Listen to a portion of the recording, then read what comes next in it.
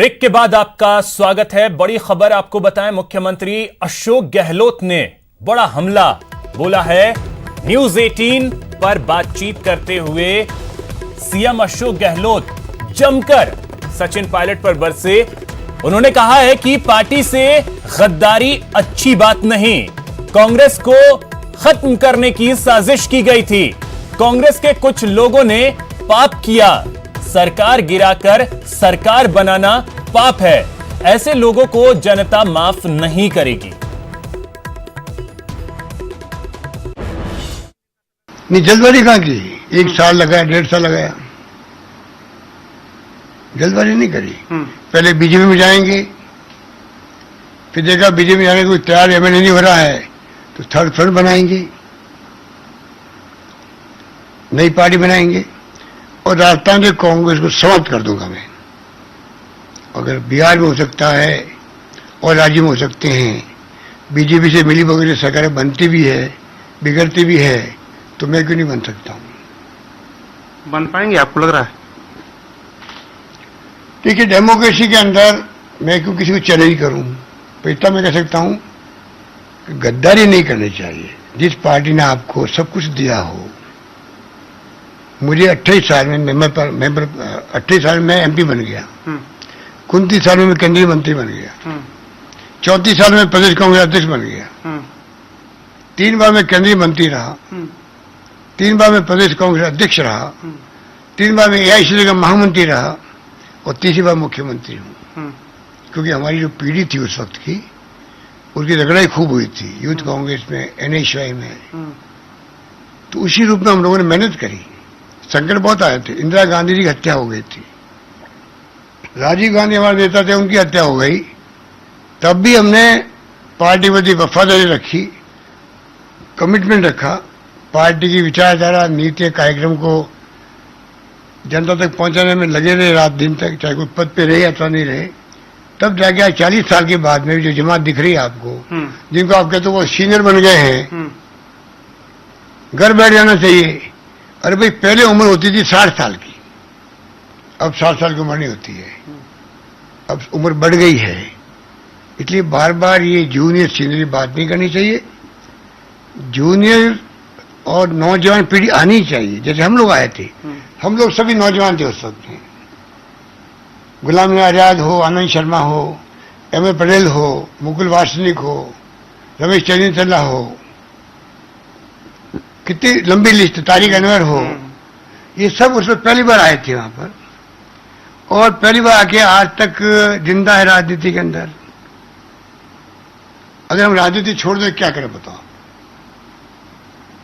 ये नहीं देखना चाहिए। आप अपना काम करो। आज संकट का वक्त है, पार्टी के सामने चैलेंज है। इंदिरा गांधी चुनाव हार गई तो चैलेंज था बड़ा। उस वक्त भी हम लोगों ने सड़कों पर उतर राजनीति करी, लंबा संघर्ष किया। एनएसयूआई के अंदर, यूथ कांग्रेस में संकट में आ गई पार्टी, तब किया, तब जाके आज ग्रूमिंग ऐसी हुई, आज भी वहां पर काम करने लायक है।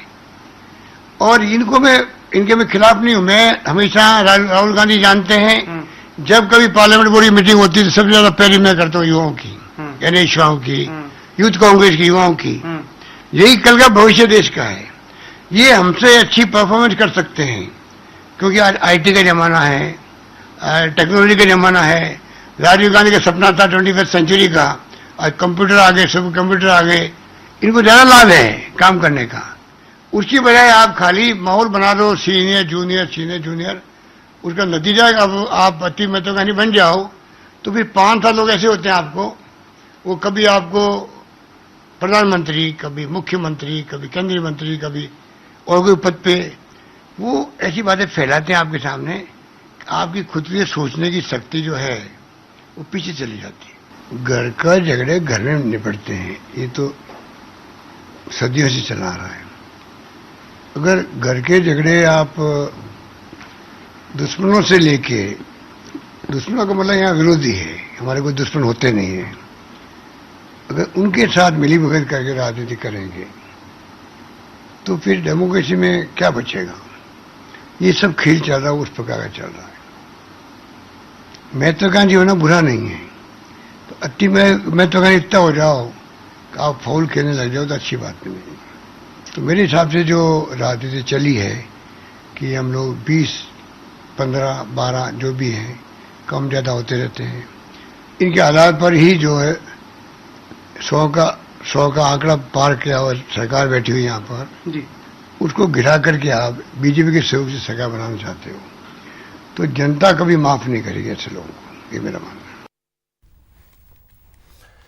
तो सीएम अशोक गहलोत ने न्यूज 18 से एक्सक्लूसिव बातचीत की और इस दौरान खुलकर कई सवालों के जवाब दिए।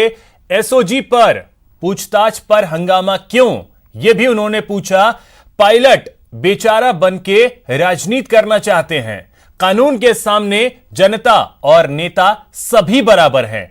एसओजी मुझसे भी पूछताछ करेगी, मैं तैयार हूं। एसओजी पूछताछ में स्वाभिमान कहां से आता है?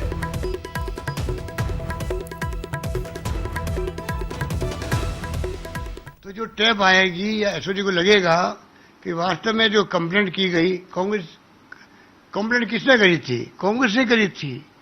और वो कांग्रेस वालों पूछे भाई आपने कंप्लेंट की है तो उसमें तथ्य क्या है? उसमें हमें संकोच क्यों हो, शर्म क्यों आए? यहाँ स्वाभिमान कहाँ बीच में आता है? अगर मैं पूछताछ में अपीयर होऊंगा तो मेरे स्वाभिमान कहाँ चोट लग गई? मैं मुख्यमंत्री हूं, मैं कह सकता हूं मैं अपीयर नहीं हुआ क्योंकि मैं मुख्यमंत्री हूं।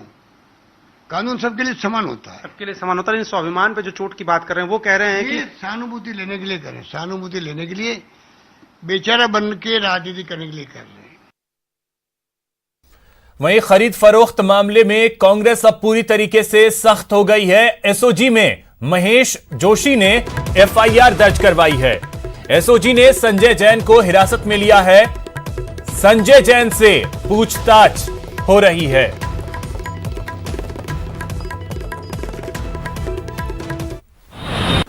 There have been 2 reports from Shri Mahesh Ji Joshi, and it is with respect to those audios which have gone viral yesterday, and we have registered those FIRs as 48 and 49 are the numbers, and under sections 124A, 120B IPC, and we are going to check and verify the veracity of those conversations alleged.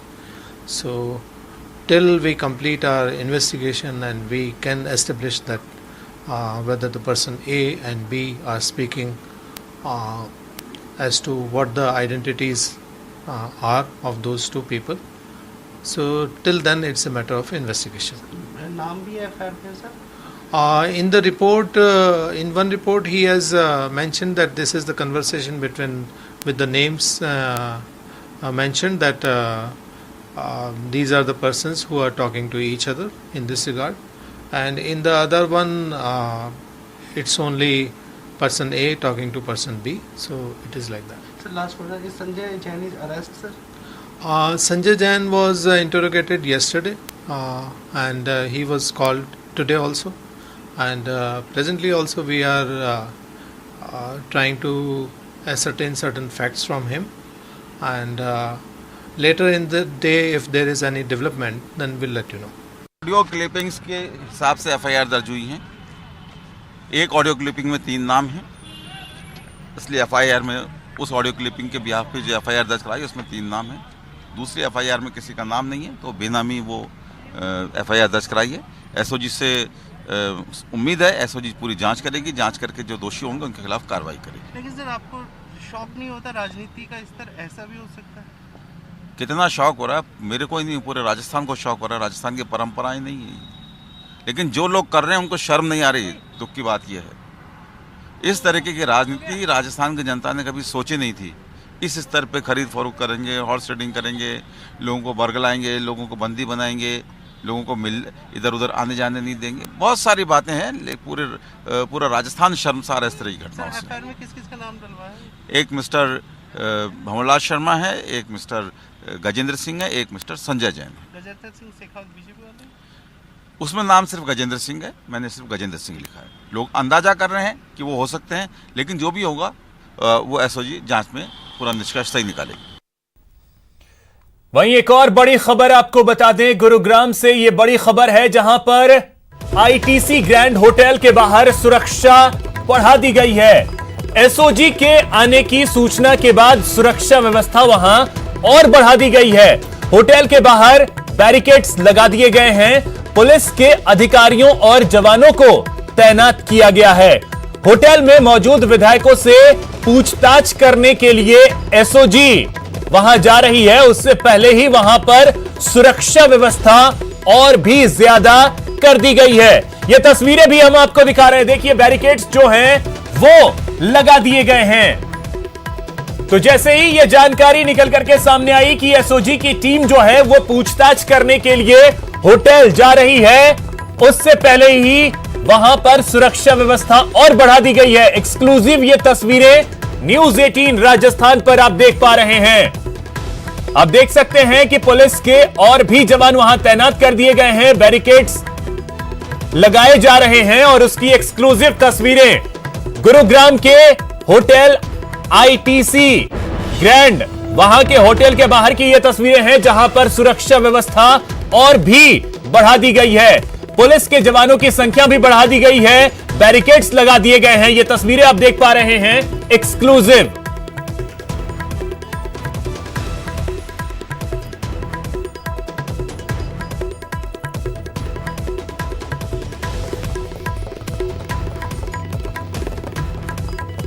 तो अब से कुछ देर पहले ये बड़ी जानकारी निकल करके सामने आई कि एसओजी की टीम जो है वो पूछताछ करने के लिए इन विधायकों से जा रही है। उससे पहले ही यहां पर सुरक्षा व्यवस्था जो है वो और भी बढ़ा दी गई है।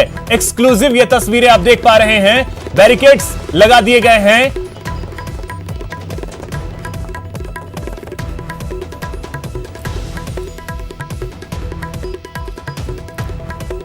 धर्मवीर हमारे सहयोगी अधिक जानकारी के साथ जुड़ गए। धर्मवीर, क्या जानकारी है? सुरक्षा यहां और बढ़ाई गई है? बिल्कुल, यहाँ पर सुरक्षा काफी बढ़ाई गई है क्योंकि ये सूचना आ रही थी कि एसओजी की जो टीम है वो जयपुर से निकली है और यहाँ पर जो विधायक मौजूद हैं उनसे पूछताछ की जा सकती है, उनके वॉइस सैंपल लिए जा सकते हैं। इस तरह की सूचनाएं आई थी और उसके बाद कहीं ना कहीं इंटेलिजेंस के जरिए जो है ये सारी सूचनाएं जो है चल रही थी और अभी जो पुलिस है उसको भी सूचना मिली। उसके बाद किस तरह से एक टीम जयपुर से आ सकती है यहाँ पर, उस सूचना के बाद अब लगातार जो है इस होटल के बाहर सुरक्षा को बढ़ाया गया है। अभी तक डीएसपी स्तर के जो अधिकारी हैं वो यहाँ पर पहुंचे हैं, जो कि जो मुख्य गेट है उसके ऊपर मौजूद हैं। इसके अलावा होटल से करीब 150 मीटर दूर एक बैरिकेडिंग लगा दी गई है और उसके बाद जो है जो भी गाड़ी अंदर जा रही है उसकी पहले जांच की जा रही है कि कौन लोग हैं उस गाड़ी में, कौन नहीं है। तो उसके बाहर भी एक बैरिकेडिंग लगाई गई है। वहां पर पुलिसकर्मी तैनात किए गए हैं। ना सिर्फ वर्दी में बल्कि सादी वर्दी में भी काफी संख्या में पुलिसकर्मी यहाँ तैनात किए गए हैं। अभी तक 4 पीसीआर की जो गाड़ियां हैं वो आ चुकी हैं। एक डीएसपी जो है वो यहाँ पहुंच चुके हैं। तो सभी पुलिसकर्मी जो हैं वो होटल के बाहर इस वक्त मौजूद हैं। हालांकि जो एसओजी की टीम की आने की जो सूचनाएं थी वो टीम अभी तक यहाँ नहीं पहुंची है। फिलहाल जो विधायक हैं वो अंदर मौजूद हैं। किसी की कोई मूवमेंट देखने को नहीं मिली है, लेकिन होटल के बाहर जो सिक्योरिटी है उसको काफी टाइट किया गया है। धर्मवीर, एक चीज, क्या आपकी बात हो पाई है किसी भी पुलिस के अधिकारी से? रीजन कुछ बता रहे हैं? देखिए, पुलिस अधिकारी इस पूरे मामले में शुरुआत से ही चुप्पी साधे हैं, कुछ भी बोलने को तैयार नहीं है। उनका कहना है कि उन्हें जो आदेश ऊपर से मिले हैं वो उनका सिर्फ पालन कर रहे हैं। क्यों सुरक्षा बढ़ाई गई है उन्हें इसकी जानकारी नहीं है, कौन कौन लोग अंदर हैं इसकी जानकारी भी नहीं है, उनका सीधे तौर पर कहना है।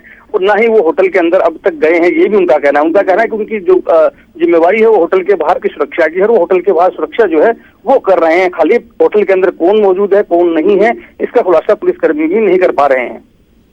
चलिए, बहुत शुक्रिया धर्मवीर, आप नजर बनाए रखिए क्योंकि बेहद अहम है। वहां से और भी अपडेट्स जो हैं वो निकल करके सामने आएंगे। आप नजर बनाए रखें। बहुत शुक्रिया आपका तमाम जानकारियों के लिए। तो कोई भी पुलिस का अधिकारी जो है वो कुछ भी नहीं बता रहा है, बस इतना कहा जा रहा है कि सुरक्षा व्यवस्था बढ़ाने के लिए हमें ऊपर से आदेश है और हम होटल के बाहर की सुरक्षा व्यवस्था जो है वो पुख्ता कर रहे हैं। रीजन क्या है इसकी कोई जानकारी किसी भी पुलिस के अधिकारी के पास नहीं है।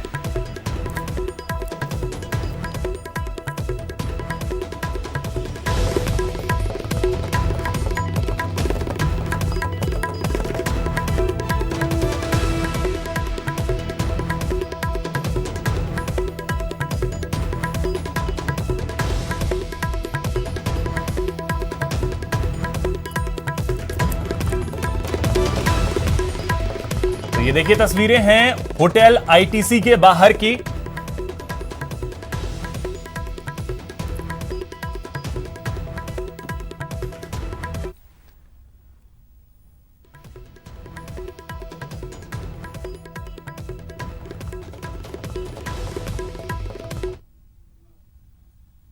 वहीं कांग्रेस ने आज सुबह सुबह प्रेस कॉन्फ्रेंस कर पायलट गुट के 2 विधायकों को निलंबित कर दिया और बीजेपी पर गंभीर आरोप लगाए।